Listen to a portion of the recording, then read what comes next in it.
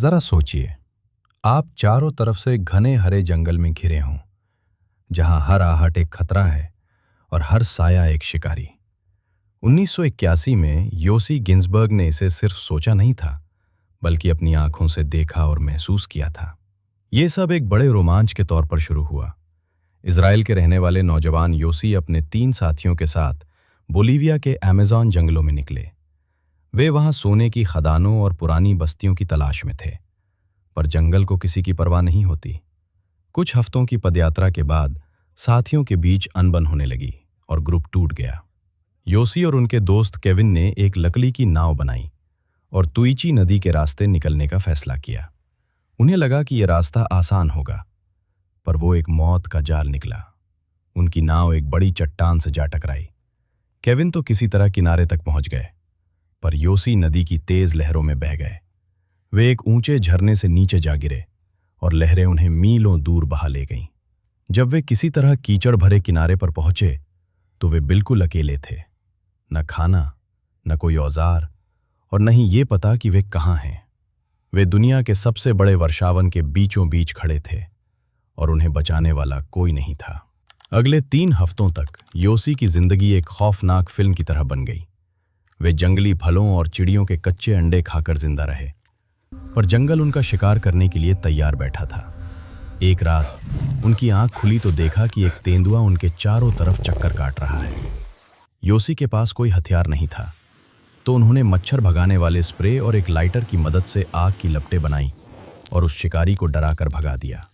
मुसीबतें यहीं खत्म नहीं हुईं। जहरीली लाल चींटियों ने उनके शरीर को काट काट कर लहूलुहान कर दिया।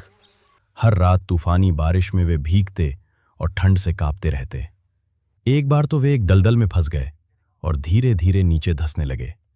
कई घंटों की कड़ी मशक्कत के बाद वे किसी तरह अपनी जान बचाकर बाहर निकले। उनका शरीर जवाब दे रहा था। लगातार गीले रहने की वजह से उनके पैरों की खाल दलकर निकलने लगी थी। भूख और थकान से उनकी हालत इतनी खराब थी कि उन्हें मतिभ्रम होने लगा। उन्हें लगा कि कोई औरत उनके साथ चल रही है और वे अकेलेपन से बचने के लिए उस काल्पनिक साए से बातें करने लगे। 21वें दिन योसी कीचड़ में अधमरे पड़े थे और हार मान चुके थे। तभी उन्हें एक इंजन की आवाज सुनाई दी। उन्हें लगा कि शायद ये भी उनके मन का कोई वहम है, पर आवाज तेज होती गई। वे घिसटते हुए किनारे तक पहुंचे और वहां उन्होंने एक छोटी नाव देखी। उस नाव पर कोई और नहीं, बल्कि उनका दोस्त केविन था। बचाए जाने तक योसी का वजन करीब 30 पाउंड कम हो चुका था। उनका पूरा शरीर जख्मों और इन्फेक्शन से भरा था, पर वे जिंदा थे। ये अमेज़न के हरे नर्क से बच निकलने की एक ऐसी कहानी है जिसे दुनिया कभी नहीं भूल सकती। लेकिन योसी के बचने के चमत्कार के पीछे एक डरावना रहस्य भी है, जो आज तक अनसुलझा है। याद है वो ग्रुप 2 हिस्सों में बंट गया था। जब योसी और केविन ने नदी का रास्ता चुना तो बाकी 2 लोग, मार्क्स और कार्ल, ने घने जंगल से पैदल वापस जाने का फैसला किया।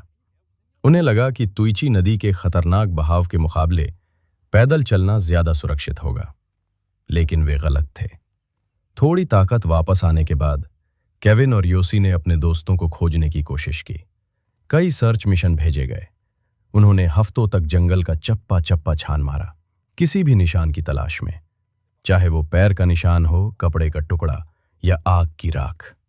लेकिन अमेज़न ने उन्हें पूरी तरह निगल लिया था। मार्क्स और कार्ल फिर कभी नहीं देखे गए। आज तक उनका एक भी सुराग नहीं मिला है। कार्ल, वो रहस्यमयी गाइड जिसने उन्हें जंगल में जाने के लिए मनाया था, बाद में पता चला कि वो इंटरपोल का वांटेड अपराधी था। क्या वो मार्क्स को मौत के मुंह में ले गया, या दोनों कुदरत के कहर का शिकार हो गए? ये एक गहरा राज है जो जंगल की गहराइयों में ही दफन हो गया। उनका गायब होना एक खौफनाक याद दिलाता है कि योसी खुद मौत के कितने करीब था।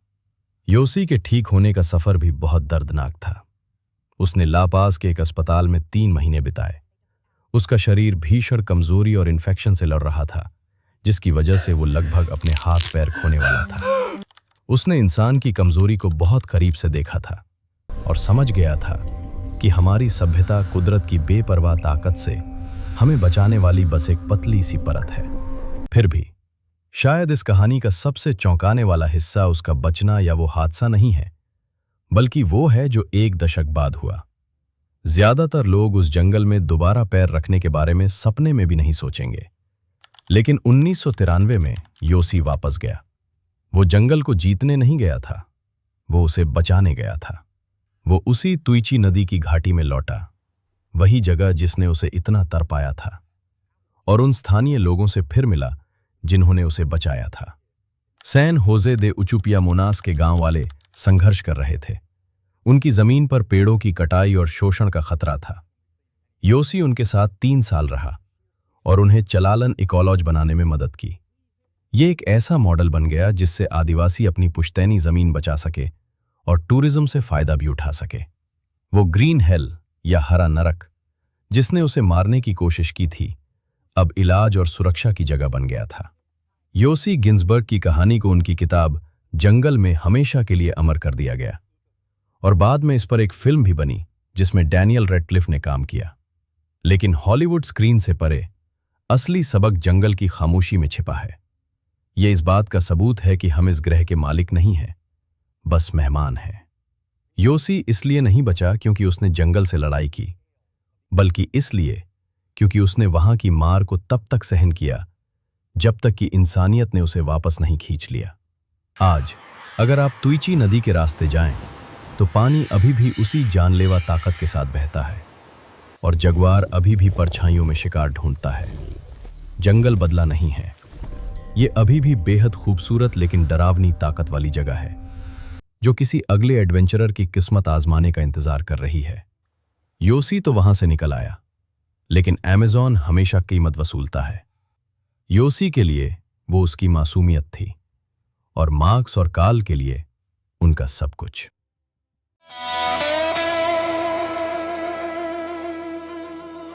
Almost gone.